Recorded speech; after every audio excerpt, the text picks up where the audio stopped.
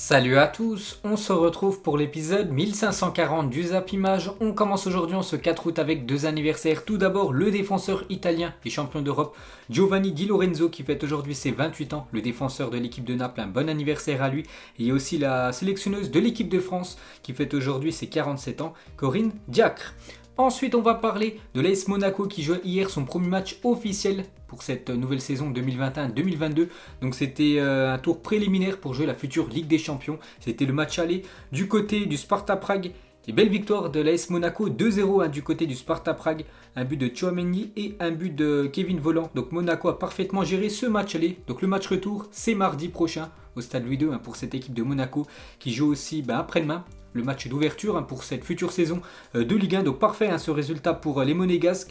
Donc une déclaration du coach Niko Kovac. Donc il a dit: nous avons gagné, mais le plus important c'est ce qu'il s'est passé après notre but et à la fin du match. Je suis triste et déçu que ce genre de choses arrive encore au XXIe siècle. On a gagné le match, mais on a aussi gagné contre le racisme. C'est vrai que s'est passé encore quelque chose de très grave hier lors de ce match entre Prague et l'équipe de l'AS Monaco, parce que des cris de singe ont été entendus par les joueurs de Monaco après le but de Tchouaméni. S'il y a récidive, le match sera interrompu. Donc heureusement, il n'y a pas eu de nouveaux cris de singe, mais le match a été arrêté par les joueurs de l'AS Monaco, plutôt logique.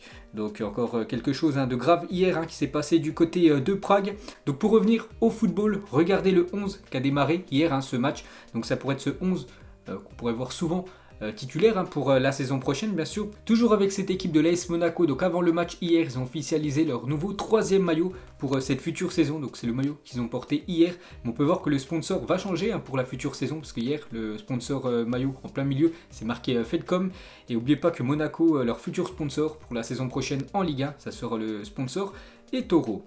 Et toujours avec cette équipe de Monaco, j'en ai parlé hier, ça devrait se faire certainement dans la journée. Le flocage de Miron Boadu est déjà disponible. Cet attaquant néerlandais qui devrait signer normalement dans la journée du côté de Monaco.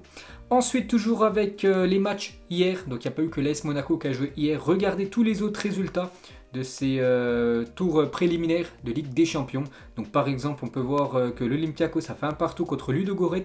Donc le futur adversaire de Monaco, bien sûr si Monaco se qualifie, ça sera entre Genk et le Shakhtar. Et on peut voir que le Shakhtar a pris une sacrée option pour se qualifier, vu que les Ukrainiens se sont imposés 2-1 du côté de la Belgique. Et on peut voir le programme de la journée. Il reste encore 3 rencontres aller pour ces matchs préliminaires de Ligue des Champions.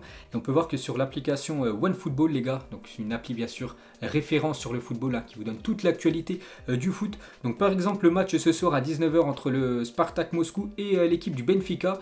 Pour ceux qui n'ont pas les chaînes, vous pouvez regarder sur l'application le match gratuitement. Donc pour télécharger bien sûr l'application OneFootball, les liens sont en première ligne de description. Donc elle est disponible bien sûr iOS et Android.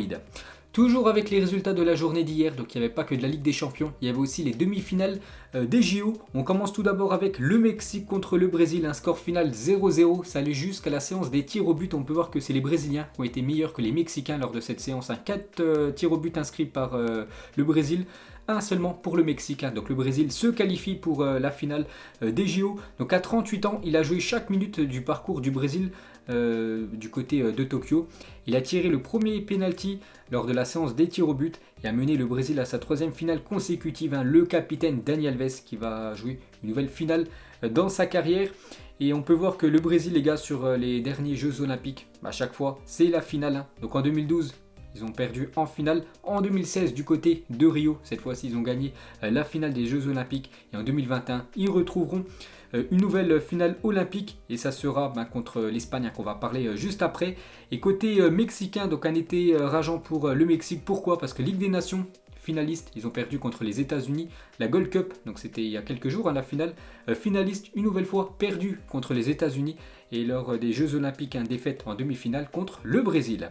Ensuite, on va parler de l'autre demi-finale, le pays organisateur, le Japon contre l'Espagne. Et c'est les Espagnols qui se sont imposés après prolongation grâce au joueur du Real Madrid, Marco Asensio, qui a inscrit un but à la 115e minute, juste avant la séance des tirs au but. Donc l'Espagne file en finale des Jeux Olympiques. Et on peut voir que Marco Asensio fait la une aujourd'hui du journal AS en Espagne. Un but en or. Asensio qui a débuté sur le banc a envoyé l'Espagne en finale des Jeux Olympiques avec un but dans les prolongations. La sélection espagnole jouera le titre contre le Brésil. Donc la finale est programmée samedi à 13h30 heure française. Ce gros match bien sûr entre le Brésil et l'Espagne. Et Pedri joueur de l'Espagne a disputé hier son 72e match de la saison et on a encore un dernier à jouer avec la finale des Jeux Olympiques face au Brésil depuis le mois de juin. Il joue quasiment l'intégralité des matchs, prolongation incluse. Le jeune joueur Blaugrana, c'est déjà son 72e match de la saison hier qu'il a disputé. Le 73e, ça sera samedi bien sûr lors de cette finale. Et un journaliste a posé une question à Pedri: prendras-tu des vacances après les Jeux Olympiques? Donc Pedri il a dit: je ferai ce que le Barça me demande. Si on me dit de prendre des vacances, j'irai. Si Barcelone me dit de revenir pour reprendre l'entraînement et la compétition, j'irai également sans souci. Ce gamin bien sûr aime trop le football, n'oubliez pas qu'il a seulement 18 ans, le jeune Pedri. Donc du coup cette finale des Jeux Olympiques, je dis, samedi à 13h30 entre le Brésil et l'équipe espagnole qui va gagner la médaille d'or, cette magnifique médaille bien sûr. Et on peut voir que sur le Twitter officiel de l'UEFA Ligue des Champions, il y a eu un sondage qui va gagner pour vous les Jeux Olympiques. On peut voir qu'il y a plus de 40 000 votants. Et la plupart ont mis quand même le Brésil, 54%. On voit les Brésiliens remporter contre 46%. Moi j'ai mis l'Espagne, je vois l'Espagne remporter cette finale des JO. Ensuite on revient quelques années en arrière, c'était il y a 25 ans, jour pour jour, le Nigeria devenait la première nation africaine à remporter l'or olympique. C'était lors des Jeux Olympiques aux États-Unis, du côté de Atlanta, cette finale entre le Nigeria et l'équipe de l'Argentine et le Nigeria s'est imposé 3-2 lors de cette finale. Ensuite, toujours avec les JO, alors que tous les joueurs ont repris l'entraînement, Alexandre Lacazette et Ousmane Dembélé font de l'athlétisme aux Jeux Olympiques. On peut voir les sosies bien sûr de Dembélé et de Lacazette lors de ces JO du côté de Tokyo. Et aussi cette photomontage les gars avec la course du 100 mètres qui a été remportée par un Italien. Et on peut voir bien sûr lorsque Chiellini avait rattrapé Saka lors de la finale de l'Euro. Ensuite on revient en Europe et on prend la direction de l'Angleterre. On va parler de Harry Kane et comme hier, Harry Kane ne s'est pas présenté à l'entraînement ce mardi, donc lundi et bien sûr et mardi. Donc l'Anglais veut forcer son départ de Tottenham. Donc Jamie Carragher il a dit: je ne suis pas d'accord, c'est mal de ne pas se présenter à l'entraînement. Harry ne devrait pas gâcher son nom ou sa relation avec les supporters qui l'idolâtrent. Juste pour quitter le club, Tottenham sera toujours son club. C'est vrai que Harry Kane, pour ceux qui n'ont pas suivi, il veut rejoindre l'équipe de Manchester City. C'est pour ça qu'il sèche actuellement la reprise du côté de Tottenham. Donc maintenant il faut que les deux clubs se mettent d'accord parce que Harry Kane les gars c'est quand même un gros montant. Ce serait plus de 120-130 millions d'euros le transfert de Harry Kane du côté de Manchester City. Bien sûr Tottenham ne veut pas lâcher Harry Kane. N'oubliez pas que la saison dernière il a été élu meilleur buteur et meilleur passeur du championnat anglais. Donc ce serait une énorme perte pour les Spurs. Donc affaire à suivre. Ensuite toujours avec les joueurs anglais, un autre joueur aussi pisté par l'équipe de City, c'est le joueur Jack Grealish. Et la semaine sera clé pour parvenir à un accord entre Aston Villa et City concernant Jack Grealish. Les pourparlers continuent. Si les deux clubs ne trouvent pas d'accord, l'anglais pourrait prolonger avec une augmentation salariale du côté de Aston Villa. Et un autre joueur anglais aussi pourrait aller voir ailleurs, mais voilà, il ne sait toujours pas ce qu'il va faire. Malgré son refus de prolonger à 2 reprises, Declan Rice s'est présenté à la reprise de l'entraînement et devrait continuer une nouvelle saison du côté de West Ham, parce que lui aussi il est pisté par pas mal de gros clubs anglais.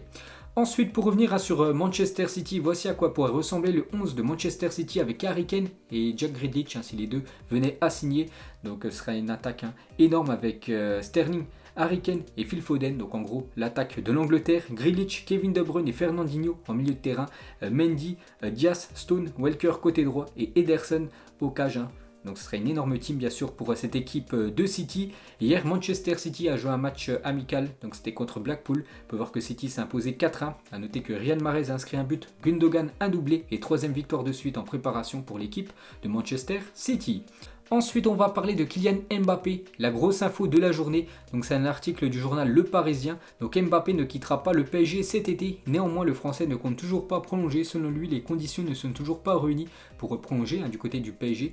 Paris va revenir plusieurs fois à la charge durant les prochains mois. Donc voilà la grosse info lâchée par le journal Le Parisien. Donc Mbappé déjà devrait rester une saison de plus du côté du PSG. Mais le problème c'est que Mbappé ne devrait pas prolonger. Donc en gros, il serait libre l'année prochaine.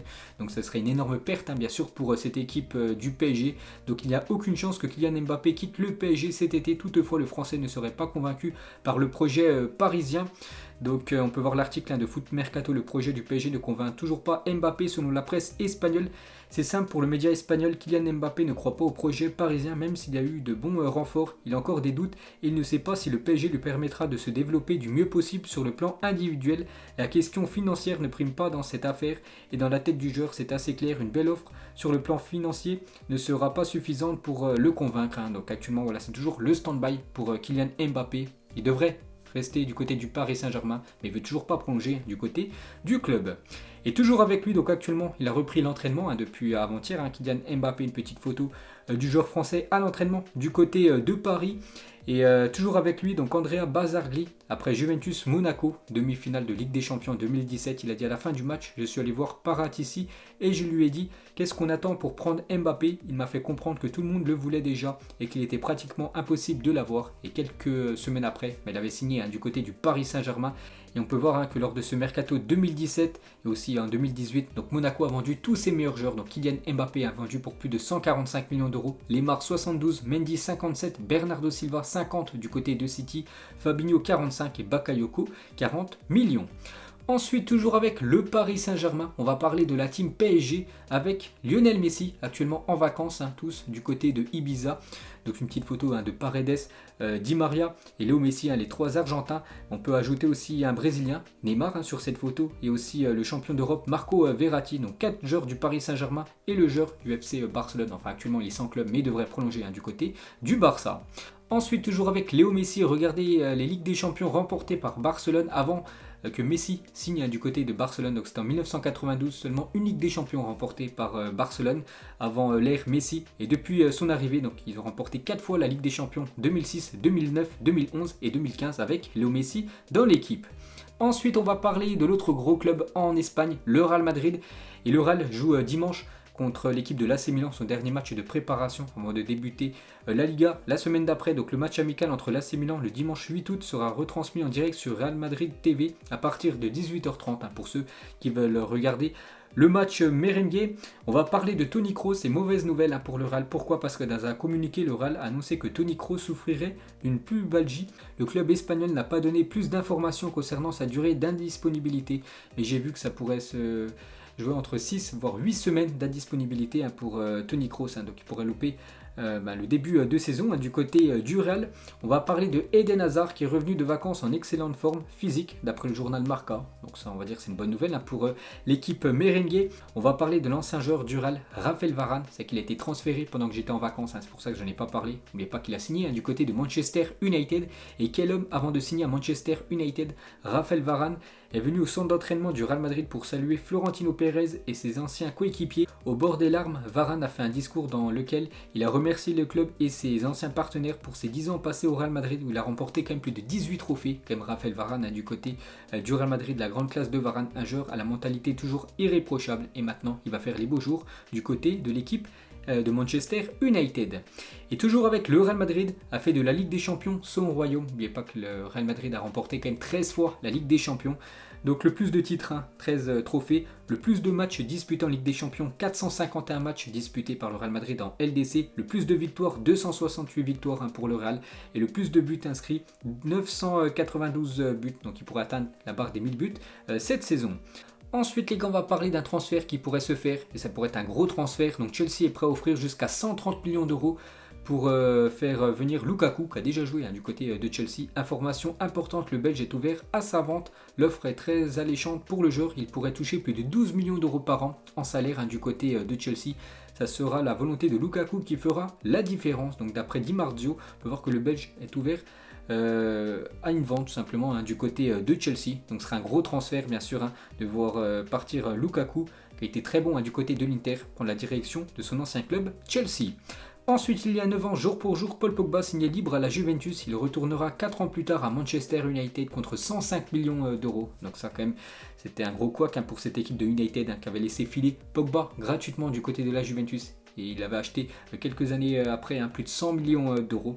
Donc Pogba toujours joueur de Manchester United, même si on entend la rumeur Paris Saint-Germain. Et hier, Paul Pogba a repris l'entraînement avec ses coéquipiers de Manchester United. Donc l'équipe de Manchester actuellement en pré-saison du côté de l'Écosse. Et Pogba a indiqué sur Instagram que tous les joueurs de Manchester United poseront un genou à terre avant chaque match la saison prochaine en Première Ligue pour continuer à s'unir contre le racisme. Et l'ensemble des joueurs des 20 clubs de Première Ligue feront de même. Ce geste est même soutenu par le championnat lui-même. Donc voilà, ça sera la même chose que la saison dernière. Donc chaque début de match, il y aura tous les joueurs qui mettront un genou à terre. Ensuite, on va parler de l'ancien monégasque Fabinho et c'est officiel, Fabinho a signé un nouveau contrat à long terme avec Liverpool. Donc d'après Fabrizio Romano, il aurait prolongé jusqu'en 2026 du côté de cette équipe de Liverpool, le joueur brésilien. Donc félicitations à lui. Et après Alexander Arnold et Fabinho, Liverpool chercherait désormais à prolonger Mohamed Salah, Mané, Virgil van Dijk, Robertson et le gardien Alisson. Et toujours avec cette équipe de Liverpool, donc actuellement en stage du côté de Évian-les-Bains en France. On peut voir qu'ils sont tous heureux bien sûr. Donc il reste encore quelques joueurs qui sont en vacances, qui devraient revenir très prochainement du côté de l'équipe. Ensuite, on va parler du futur troisième maillot de l'équipe du Benfica Lisbonne. Et c'est officiel, il a été dévoilé hier. Donc voilà le nouveau maillot de cette équipe portugaise. On peut voir aussi le maillot d'échauffement de l'Inter Milan cette saison. Donc déjà le maillot domicile. Il est magnifique, on peut voir que même le maillot d'échauffement est magnifique du côté de Milan. Des nouvelles de l'ancien parisien Thomas Meunier qui a été testé positif au Covid-19 aujourd'hui, donc bon rétablissement au joueur du Borussia Dortmund. On va parler de l'équipe de nationale US Concarneau et dans un communiqué, donc US Concarneau informe que son équipe engagée en national ne peut pas s'entraîner à une semaine de la reprise du championnat, donc c'est ce week-end. La cause des dizaines de caravanes appartenant à des gens du voyage ont envahi le centre d'entraînement du club. Donc c'est pour ça qu'ils ne peuvent pas s'entraîner. Donc ça c'est une info qui date déjà il y a quelques jours. Et 3 jours plus tard, l'US Concarneau est toujours démuni de son centre d'entraînement. Une situation incompréhensible pour Jacques Piriou, président du club. Il a dit s'il y avait eu un peu de musique ou une rave party, il y aurait eu 2 quarts de CRS pour les dégager. Donc ils ne peuvent toujours pas s'entraîner sur leur centre d'entraînement. Bien sûr ils s'entraînent ailleurs. Donc voilà une petite info concernant ce club de national. Ensuite, une déclaration du président de Francfort, Peter Fischer. Il a dit qui est à la pointe des dépenses, le RB Leipzig, mais ils ont aussi fait rentrer de l'argent et puis le Paris Saint-Germain directement. À mon avis, Paris est le club que beaucoup souhaiteraient le moins voir remporter la Ligue des Champions. Donc voilà la déclaration du président de Francfort qui clash un peu l'équipe du Paris Saint-Germain. Il dit qu'en gros, beaucoup de personnes ne veulent pas voir l'équipe du PSG remporter la Ligue des Champions, parce que le PSG bien sûr investit beaucoup d'argent sur le mercato. Une petite info du président allemand. Ensuite une petite info concernant l'équipe de l'AS Saint-Etienne et surtout côté supporters et les Green Angels. L'un des 2 groupes de supporters ultra de Saint-Etienne ne compte pas assister au premier match de Ligue 1 face à Lorient dimanche à cause du contrôle sanitaire, parce que vous savez que maintenant il faut avoir soit un test PCR négatif, soit être vacciné totalement pour regarder les matchs de Ligue 1. Donc ce groupe de supporters stéphanois ne sera pas là dimanche pour soutenir l'équipe de Saint-Etienne contre l'équipe de Lorient. Et n'oubliez pas les gars, j'en ai parlé il y a quelques jours, peut-être qu'il y en a qui n'avaient pas vu la vidéo, donc je vous le redis, communiqué de la Fédération Française de Football sur les conditions de la reprise et de la pratique concernant notamment le pass sanitaire et la vaccination pour surtout ceux qui jouent en club, voilà, dans le football amateur et surtout pour les seniors. Donc n'oubliez pas qu'il vous faudra être vacciné à 100% pour pouvoir jouer les matchs et aussi les entraînements ou soit avoir un test négatif de moins de 48 heures. Ensuite, des nouvelles de Robert Lewandowski qui s'est entretenu avec Julian Nagelsmann et lui a assuré qu'il était motivé pour la saison prochaine à départ du Polonais cet été et de toute façon exclu par le club. Donc il devrait bien rester du côté du Bayern Munich. L'attaquant polonais Robert Lewandowski, il repart pour une nouvelle saison à plus de 40 buts. Ça se peut bien sûr vu que Robert Lewandowski, l'un des meilleurs numéro 9 actuellement de la planète. Des nouvelles de l'ancien joueur de Nantes Imran Louza aurait décidé de jouer pour le Maroc. Vaid Halilodzic tenterait depuis plusieurs semaines de le convaincre. Le nouveau joueur de Watford n'avait plus joué en espoir depuis le 19 novembre 2019. Donc quand je parle de l'équipe espoir, c'est l'équipe de France espoir bien sûr. Donc il pourrait jouer avec la sélection marocaine, l'ancien joueur nantais. Ensuite, des nouvelles de l'attaquant polonais Milik qui est de retour au centre d'entraînement Robert-Louis Dreyfus du côté de Marseille. Donc il devrait reprendre l'entraînement et bien sûr préparer cette future saison. Il devrait rester du côté de Marseille. Milik qui avait marqué beaucoup de buts importants pour Marseille lors de cette deuxième partie de saison dernière. Toujours avec Marseille, on va parler de Boubacar Kamara. Newcastle aurait fait une offre de plus de 11 millions d'euros pour acheter la dernière année de contrat de Boubacar Kamara. Lui pourrait quitter cette équipe de Marseille. Il y a pas mal d'arrivées, donc il pourrait lui Kamara quitter le club phocéen. Ensuite, des nouvelles de Arsène Wenger qui a refusé le poste de sélectionneur de la Suisse parce que l'ancien sélectionneur, donc Petkovic, a pris l'équipe des Girondins de Bordeaux, pour ceux qui ne savent pas. Donc du coup actuellement personne n'est le sélectionneur de la Suisse et Arsène Wenger a refusé le poste. Ensuite, des nouvelles de Melvin Barth qui a effectué ce matin son premier entraînement sous ses nouvelles couleurs, les couleurs de Nice, vu qu'il a quitté l'équipe de Lyon ces derniers jours pour rejoindre cette équipe de l'OGC Nice. Ensuite, cette photo de Guardiola et Zidane qui parlent football dans un stade vide après le match City et Real Madrid en Ligue des Champions. C'était la saison dernière. Deux grands coachs qui se respectent, bien sûr. Guardiola, toujours coach de City. Zinedine Zidane, On ne sait toujours pas ce qu'il va faire là, pour cette future saison, toujours en vacances. Le coach français, même Piqué admirait Cristiano Ronaldo lors de cette célébration de CR7 au Camp Nou pour ce Classico bien sûr.